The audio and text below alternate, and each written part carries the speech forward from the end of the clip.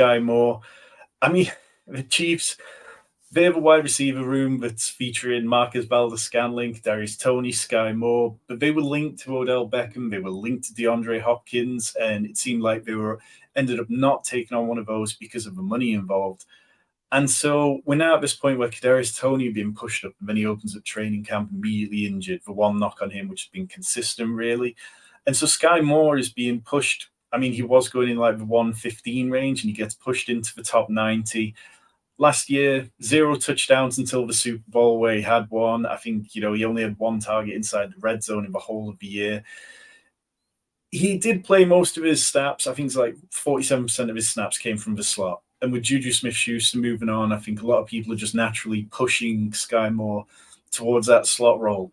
But do you think it matters? Do you think this Chiefs team need a wide receiver one? Or do you think that Skyy Moore is a safer bet than the rest of these kind of Chiefs wide receivers? No, I don't think it matters, because the Chiefs treat their wide receivers differently than every other team. You know this, and other shows talk about it too.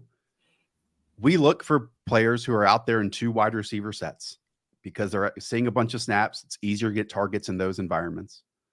But the Chiefs, other than Travis Kelce, it's like a horses for courses type thing. It's this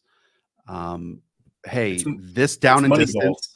Yeah, it's this down and distance. It's this play. It's this personnel grouping, and we're just going to rotate in and out. It's like almost hockey substitutions, and on the fly.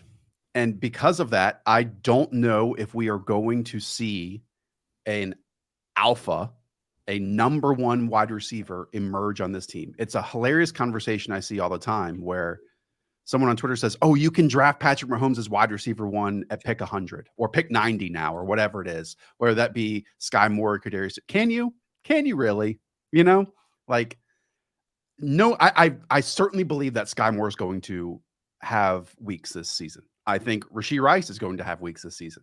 I think MVS is going to have weeks this season.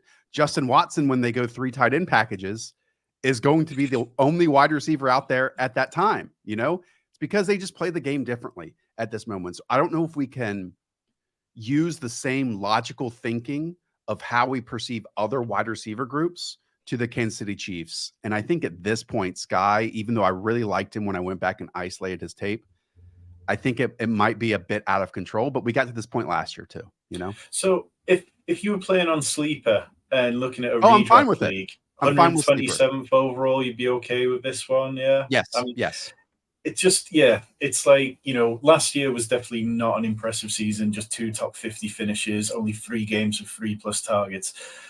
And I think it's kind of easy to say, okay, well, he only got 1 touchdown last year. Any wide receiver playing with Patrick Mahomes could be good for 5 touchdowns or so in a season and automatically push what we think can happen into it. And I'm just a little bit wary that none of these are going to be any good for redraft, for best ball.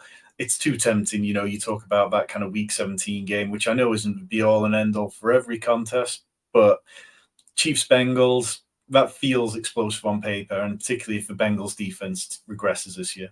Final point. This team really does utilize misdirection near the goal line in terms of manufactured touches for their wide receivers. I think the perception is a lot of that is now going to Skyy Moore, something that we've seen from Mecole Hardman in the past, something that we saw obviously from Kadarius Toney in the Super Bowl, Skyy Moore in the Super Bowl too.